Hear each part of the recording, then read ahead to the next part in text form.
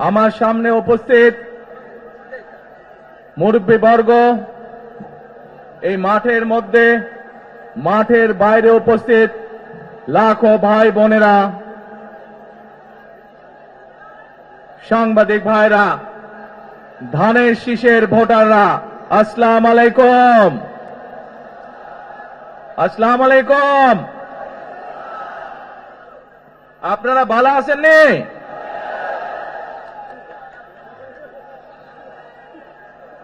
আলহামদুলিল্লাহ। প্রিয় ভাই বোনেরা, এই যে আপনারা এখানে আজকে লক্ষ লক্ষ মানুষ আজ এখানে সমবেত হয়েছেন, এই লক্ষ লক্ষ মানুষ সমবেত হওয়ার এই পরিস্থিতি তৈরি করার জন্য হাজারো মানুষ প্রাণ বিসর্জন দিয়েছে গত 15 বছর।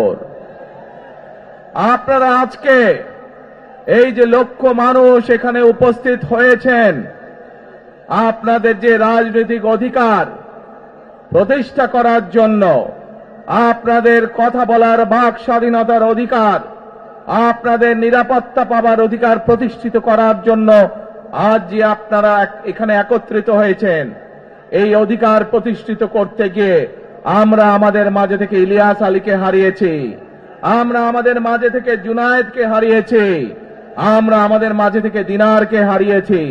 সারা বাংলাদেশে গত 15 বছর 16 বছরে যারা এই দেশ থেকে পালিয়ে গিয়েছে 1 বছর আগে, তারা যখন এই দেশের মানুষের টুটি চেপে ধরেছিল, তারা এই দেশের মানুষের বাক স্বাধীনতা কেড়ে নিয়েছিল, তারা এই দেশের মানুষের ভোটের অধিকার কেড়ে নিয়েছিল, তারা শুধু ভোটের অধিকার কেড়ে নিয়েই সন্তুষ্ট থাকেনি, তারা শুধু সাধারণ মানুষের কথা বলার অধিকার কেড়ে নিয়েই সন্তুষ্ট থাকে নাই, তারা ইলিয়াস আলী, জুনায়েদ, দিদারের মতন শত হাজারো মানুষকে তারা হত্যা করেছিল সেদিন।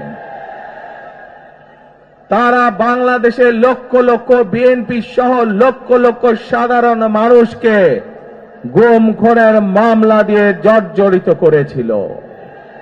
প্রিয় ভাই বোনেরা, আমরা দেখেছি বিগত 15-16 বছরে উন্নয়নের নাম করে কিভাবে দেশের মানুষের সম্পদ লুটপাট করে বিদেশে পাচার করে দেওয়া হয়েছে।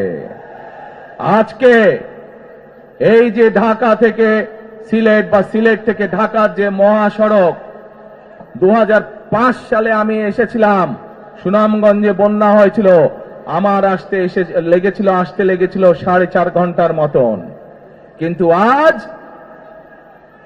আমরা দেখি 10 ঘন্টার মতন সময় লাগে। সিলেটের এই পুণ্যভূমির মানুষ, বহু মানুষ আছেন যারা লন্ডনে যাতায়াত করেন, লন্ডন যেতেও এত সময় লাগে না প্লেনে করে যেতেও। এই হচ্ছে আজকে উন্নয়নের ফেরিস্তি। প্রিয় ভাই বোনেরা, গত 15-16 বছরে আমরা দেখেছি কিভাবে একের পর এক নির্বাচনে ব্যালট বাক্স ছিনতাই হয়েছে, কিভাবে আমিন নির্বাচন হয়েছে, কিভাবে নিশিরাতের নির্বাচন হয়েছে, এবং এই নির্বাচনগুলোর মাধ্যমে, তথাকথিত নির্বাচনের মাধ্যমে বাংলাদেশের মানুষের ভোটের অধিকার তথা রাজনৈতিক অধিকারকে কেড়ে নেওয়া হয়েছিল। আজ আমরা এখানে একত্রিত হয়েছি, সেই মানুষগুলোর জীবনের বিনিময় যারা আমাদের সকলের জন্য রাজপথে নেমে এসেছিল। আমরা আজ এখানে একত্রিত হতে পেরেছি সেই মানুষগুলোর ত্যাগের বিনিময়ে যারা বিভিন্নভাবে নির্যাতিত হয়েছে, অত্যাচারিত হয়েছে, পঙ্গুত্ব বরণ করেছে। 2024 সালের 5ই আগস্ট ছাত্র জনতার অভ্যুত্থানের ভিতর দিয়ে বাংলাদেশের মানুষ 71 সালে যেভাবে দেশকে স্বাধীন করেছিল, 2024 সালের 5ই আগস্ট সেই স্বাধীনতাকে বাংলাদেশের মানুষ রক্ষা করেছে তাদের অধিকারকে প্রতিষ্ঠিত করার জন্য। প্রিয় ভাই বোনেরা, এখানে বহু মুরব্বী উপস্থিত আছেন, যারা কালের সাক্ষী শহীদ রাষ্ট্রপতি জিয়াউর রহমানের সময় কিভাবে দেশে বহুদলীয় গণতন্ত্র রচিত হয়েছে। বহু ভাই বোনেরা এখানে উপস্থিত আছেন যারা কালের সাক্ষী দেশ ও নেত্রী খালেদা জিয়ার সময় কিভাবে দেশে সংসদীয় গণতন্ত্রের ভিত্তি রচনা করা হয়েছিল। প্রিয় ভাই বোনেরা, একটু আগে আমরা বলেছি, আমি আমার বক্তব্যে বলেছি, ঢাকা সিলেট মহাসড়কের উদাহরণ দিয়ে যে কিভাবে এই দেশের তথাকথিত উন্নয়ন করার নামে দেশ থেকে মানুষের অর্থ লুটপাট করে নিয়ে যাওয়া হয়েছে। আমরা এই অবস্থার পরিবর্তন করতে চাই। প্রিয় ভাই বোনেরা, আপনারা কি আমার সাথে আছেন এই অবস্থার পরিবর্তন করতে? আলহামদুলিল্লাহ। প্রিয় ভাই বোনেরা, আমরা সারা বাংলাদেশের কৃষক ভাইদের পাশে দাঁড়াতে চাই। যদি ইনশাআল্লাহ আপনারা আগামী 12 তারিখে ধানের শীষকে জয়যুক্ত করেন, জয়যুক্ত করতে পারেন, আমরা ইনশাআল্লাহ সারা বাংলাদেশের কৃষকদের পাশে তাহলে দাঁড়াতে পারবো। দাঁড়াতে চান কৃষক ভাইদের পাশে? আলহামদুলিল্লাহ।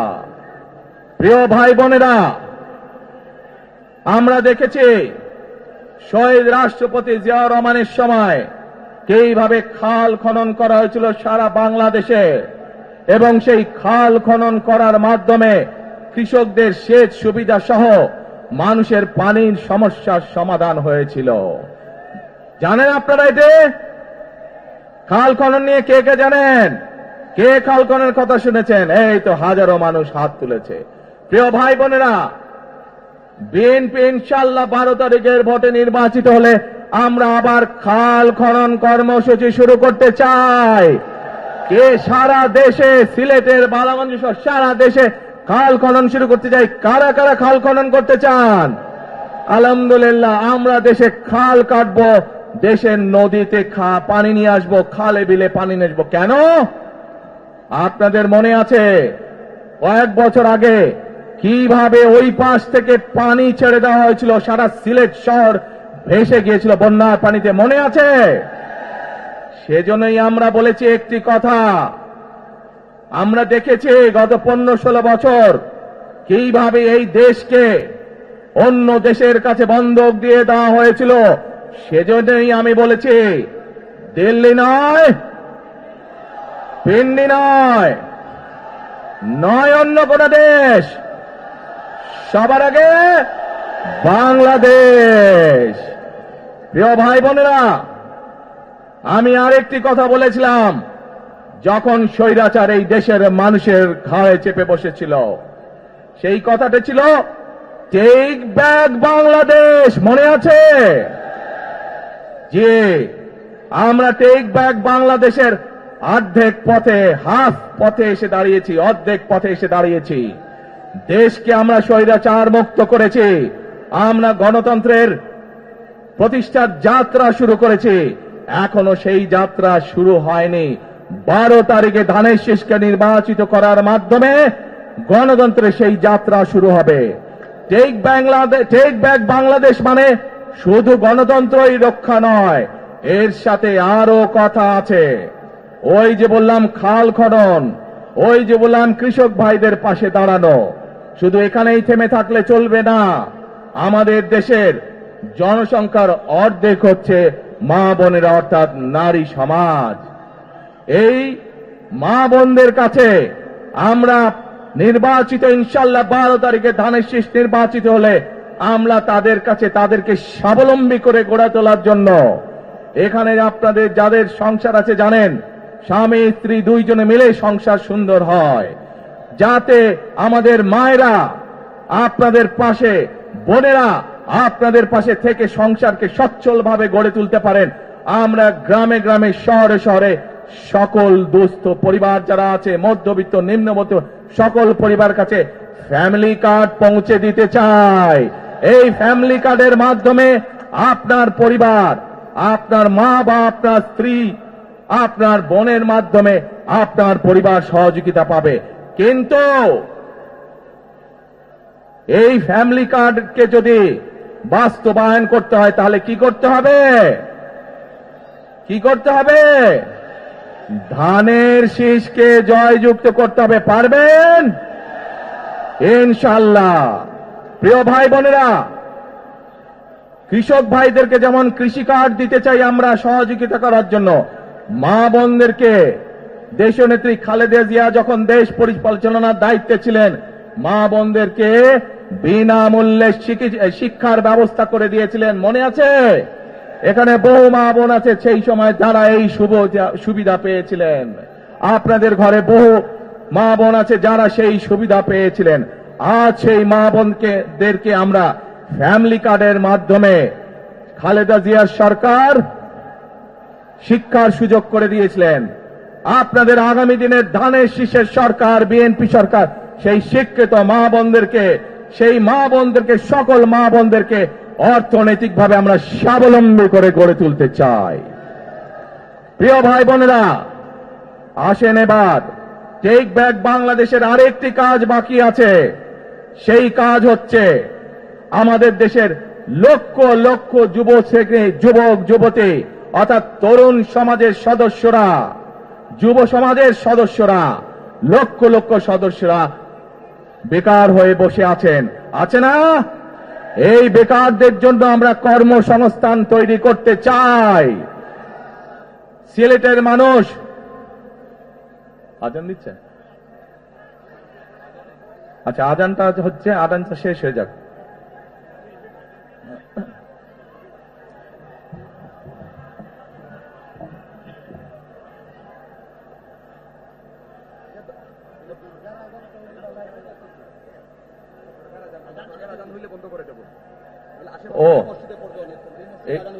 ও আচ্ছা, এই মসজিদের আজান। আচ্ছা প্রিয় ভাই বোনেরা, এই দরগার মসজিদের আজান শুরু হলে আমরা কিছুক্ষণ বিরতি দিব আজানটা শেষ না পর্যন্ত, তাহলে তার আগে বক্তব্য রাখি নাকি?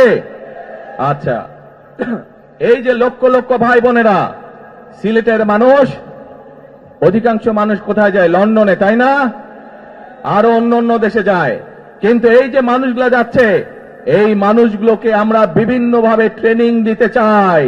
ট্রেনিং দিয়ে ভাষা শিক্ষার মাধ্যমে আমরা এই মানুষগুলোকে দক্ষ করে গড়ে তুলতে চাই। সিলেটের বহু মানুষ সৌদি আরব সহ মধ্যপ্রাচ্যেরও বিভিন্ন দেশে যায়। আমরা এই মানুষগুলোকে দক্ষ করে গড়ে তুলে কর্মসংস্থানের সুযোগ তৈরি করতে চাই। কিন্তু সেই সুযোগ তৈরি করা একমাত্র তখনই সম্ভব যখন আপনারা ধানের শীষকে জয়যুক্ত করতে পারবেন। কি পারবেন? যুব সমাজের কর্মসংস্থান তৈরি করতে চাই। আমার লক্ষ লক্ষ ভাই বোনেরা বেকার হয়ে বসে আছে, আমরা তাদেরকে বেকার রাখতে চাই না। আমরা তাদের জন্য কাজের সংস্থান সৃষ্টি করতে চাই, কারণ তারা যাতে স্বাবলম্বী হতে পারে। তাদেরকে বিভিন্ন বিষয়ে ট্রেনিং দিয়ে আমরা দক্ষ শ্রমিক হিসেবে গড়ে তুলতে চাই, সেটি দেশের ভেতরে দেশের বাইরে যাতে করে তারা কর্মসংস্থানের ব্যবস্থা করতে পারে। সরকার থেকে আমরা ইনশাআল্লাহ সেই ব্যবস্থা গ্রহণ করব, যাতে সেই দক্ষ মানুষকে সারা পৃথিবীতে আমরা ছড়িয়ে ছিটিয়ে দিতে পারি, যাতে করে তারা স্বাবলম্বী হয়ে নিজের পায়ে দাঁড়াতে পারে। প্রিয় ভাই বোনেরা, আমরা বহু মানুষের জীবনের ত্যাগের বিনিময়ে আজকে এই গণতন্ত্রকে আমরা প্রতিষ্ঠিত করার পথে এগিয়ে যাচ্ছি। কিন্তু আমরা বিগত কিছুদিন ধরে খেয়াল করে দেখছি, বাংলাদেশের কোন মহল, এই দেশের ভেতরে কোন মহল ষড়যন্ত্রের চেষ্টা করছে। গত কয়েকদিন ধরে আপনারা দেখেছেন, পত্র পত্রিকায় এসেছে, বিভিন্ন সোশ্যাল মিডিয়াতে এসেছে, মধ্যপ্রাচ্য সহ বিভিন্ন দেশে পোস্টাল ব্যালট যেগুলো পাঠানো হয়েছে সেগুলোকে কিভাবে ডাকাতি করা হয়েছে। ঠিক যারা এই দেশ থেকে পালিয়ে গেছে তারা যেভাবে আপনাদের ভোট ডাকাতি করেছিল, ঠিক একইভাবে আবার সেই ষড়যন্ত্র শুরু হয়েছে। দেখেছেন আপনারা? দেখেছেন? প্রিয় ভাই বোনেরা, সেই ষড়যন্ত্রের বিরুদ্ধে সজাগ থাকতে হবে। বিদেশে বসে তারা ষড়যন্ত্র করছে, একইভাবে আপনাদের আবার যে ইলিয়াস আলী, দিদার, জুনায়েদ সহ হাজারো মানুষের প্রাণের বিনিময়ে যে অধিকার আমরা অর্জন করেছি, 24-এর গণ আন্দোলনের, জনগণের আন্দোলনে এই সিলেট শহরে 13 জন আমাদের জীবন দান করেছে, 13টি প্রাণ ঝরে গিয়েছে আমাদের। প্রিয় ভাই বোনেরা, এই প্রাণগুলোর বিসর্জনের মাধ্যমে আমরা যেই অধিকার আদায়ের পথে নেমেছি, একটি কুচক্রী মহল এরই ভেতরে ষড়যন্ত্র শুরু করে দিয়েছে। দেশের ভেতরেও তাদের ষড়যন্ত্র থেমে নেই, কিন্তু 2024 সালের 5ই আগস্ট এই বাংলাদেশের জনগণ প্রমাণ করে দিয়েছে যে বাংলাদেশের জনগণ ঐক্যবদ্ধ থাকলে, ঐক্যবদ্ধভাবে নেমে আসলে যে কোনো ষড়যন্ত্রকে বাংলাদেশের মানুষ প্রতিহত করতে পারে। পারবেন আপনারা প্রতিহত করতে? ইনশাআল্লাহ। প্রিয় ভাই বোনেরা, এখন আমি আপনাদের সামনে একটি প্রশ্ন করতে চাই। এইখান থেকে আমার সামনে যারা বসে আছেন, এর মধ্যে থেকে মুরব্বী যারা বসে আছেন, ওমরা বা হজ করতে গিয়েছেন, এরকম একজন হাত তুলেন। ওমরা বা হজ করে আসছেন, একজন মুরব্বী মানুষ, ওই যে লাল টুপি পরে বসে আছে, রুমন নিয়ে আসো তো ওনাকে। আপনি আসেন দেখি, সামনে সামনে আসেন, আমার কাছে আসেন।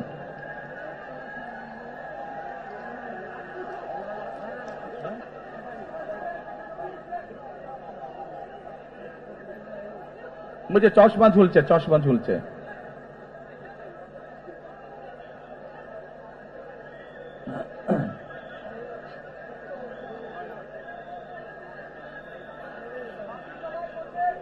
বসেন, আপনারা বসেন, উনি এখনই মঞ্চে উঠবে, আপনারা সবাই দেখতে পারবেন কে মানুষটা।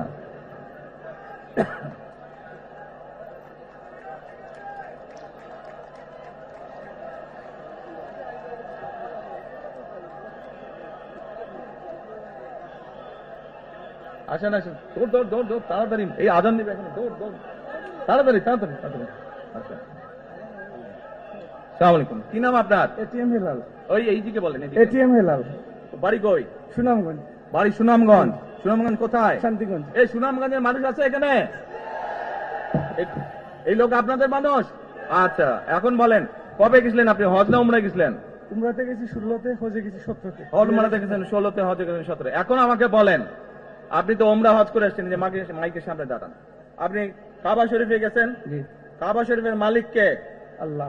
জোরে বলেন। আল্লাহ। কাবা শরীফের মালিক কে? আল্লাহ। আল্লাহ। আমরা মুসলমান সবাই, এই দিন দুনিয়ার আমরা যে এই পৃথিবী দেখি, এই পৃথিবীর মালিক কে? আল্লাহ।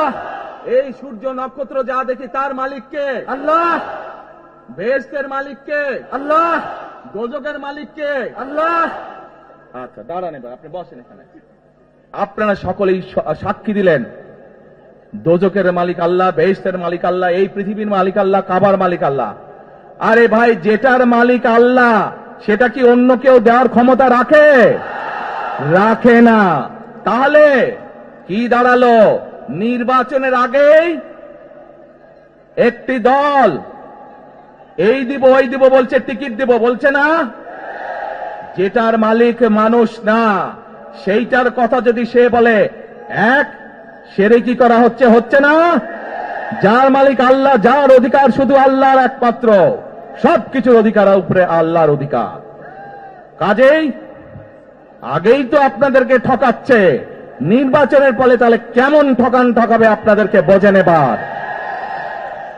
শুধু ঠকাচ্ছেই না মানুষকে, যারা মুসলমান তাদেরকে শিরকি করাচ্ছে তারা, নাউজুবিল্লাহ। প্রিয় ভাই বোনেরা, কেউ কেউ বলে অমুককে দেখেছে, তমুককে দেখেছে, এবার একে দেখেন। প্রিয় ভাই বোনেরা, 1971 সালের যুদ্ধ, যেই যুদ্ধে লক্ষ মানুষের প্রাণের বিনিময়ে এই দেশ স্বাধীন হয়েছে, আমাদের এই প্রিয় মাতৃভূমি, সেই মাতৃভূমিকে স্বাধীন করার সময় অনেকের ভূমিকা আমরা দেখেছি, যাদের ভূমিকার কারণে এই দেশের লক্ষ লক্ষ ভাইয়েরা শহীদ হয়েছে, এই দেশের লক্ষ লক্ষ মা বোনেরা তাদের সম্মানহানি হয়েছে।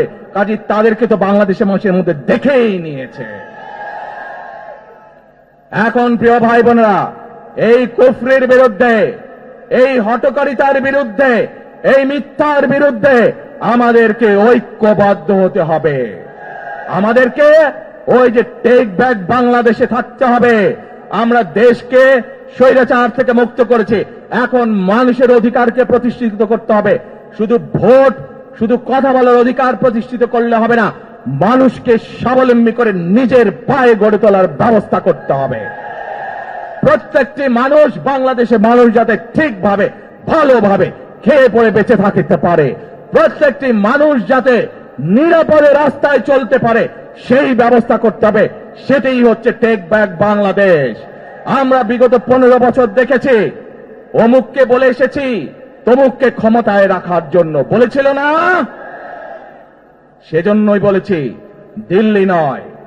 আমরা দেখেছি যারা 71 সালে ছিল তারা কাদের সাথে লাইন দিয়েছিল, যাদের কথা একটু আগে বললাম, যারা মিথ্যে কথা বলে ঠকাচ্ছে মানুষকে, আমরা দেখেছি তাদের আস্তানা কোথায়। সেজন্যই বলেছি, যেমন দিল্লি নয় তেমন পেন্ডি নয়, নয় অন্য কোন দেশ, সবার আগে বাংলাদেশ। এবং যেহেতু আমরা বিশ্বাস করি দেশের মানুষই হচ্ছে আমাদের রাজনৈতিক সকল ক্ষমতার উৎস, সেজন্যই আমরা দেশের মানুষের ভাগ্য উন্নয়নে বিশ্বাস করি। এবং সংক্ষেপে আপনাদের সাথে যেই কথা বললাম, শুধু ভোট এবং কথা বলার অধিকার না, বিএনপি চায় আপনাদের দেশের মানুষকে অর্থনৈতিকভাবে স্বাবলম্বী করে তুলতে, দেশের নারী সমাজকে, মা বোনদেরকে, দেশের যুব সমাজকে, দেশের প্রত্যেকটি কৃষক সহ প্রত্যেকটি শ্রেণী পেশার মানুষকে বাংলা বিএনপি চায় আগামী দিনে ইনশাআল্লাহ সরকার গঠন করে প্রত্যেকটি মানুষকে স্বাবলম্বী করে গড়ে তুলতে। প্রিয় ভাই বোনেরা, সেজন্যই আমরা আরেকটি কথা বলি, আমরা দেখেছি কিভাবে শহীদ জিয়ার সময়, দেশে খালেদা জিয়ার সময় দেশকে আমরা এগিয়ে নিয়ে গেছিলাম, দেশে কলকারখানা তৈরি হয়েছিল, মানুষের কর্মসংস্থান হয়েছিল, দেশের মানুষ বিদেশে গিয়েছিল। সেজন্যই আমরা বলতে চাই, করব কাজ, গর্ব দেশ, সবার আগে বাংলাদেশ। করব কাজ, গর্ব দেশ, সবার আগে বাংলাদেশ। শেষে আবারও আপনাদের কাছ থেকে আগামী 12 তারিখে ধানের শীষের পক্ষে ভোট চেয়ে একটি কথা বলতে চাই, ইনশাআল্লাহ আগামী দিনে বিএনপি সরকার গঠিত হলে আমরা নবী করিম সাল্লাল্লাহু আলাইহি সাল্লামের ন্যায় পরায়ণতার ভিত্তিতে ইনশাআল্লাহ দেশকে পরিচালনা করব। আল্লাহ হাফেজ। বাংলাদেশ জিন্দাবাদ, বাংলাদেশ জিন্দাবাদ। আল্লাহ হাফেজ।